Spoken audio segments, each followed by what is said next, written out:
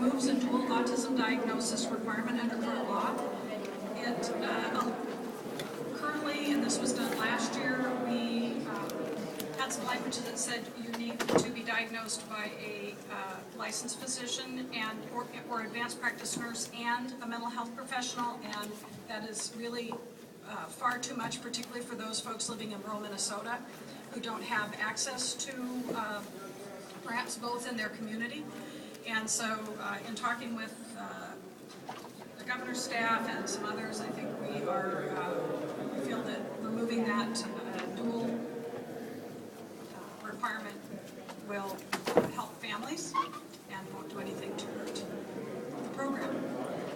The second part of the language is a parental fee limitation, and this particular issue came up because families are now we're going to shut MCHA down. We've made that decision here at the state, and there are families who are receiving their services, their children are receiving services through MCHA.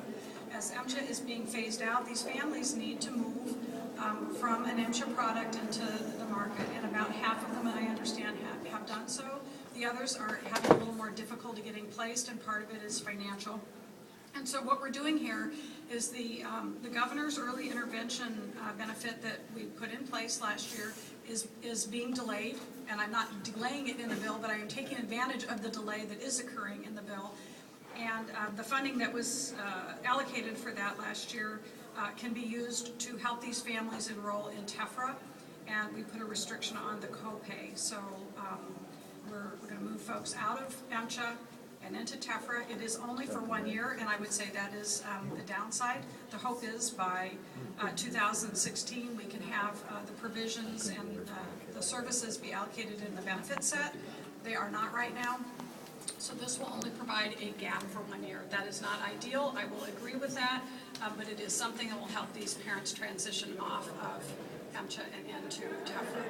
And then we can move ahead after that, and hopefully more products will be available by 2016 for these families.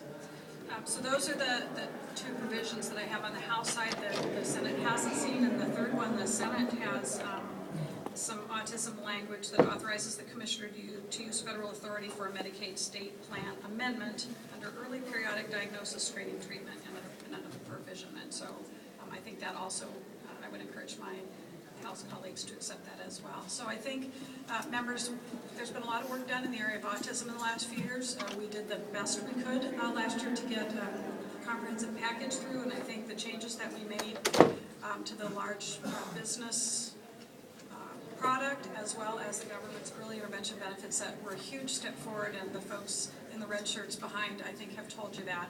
This is just a couple tweaks in law to continue to move us in the direction that we need to go right now. So I would encourage your support.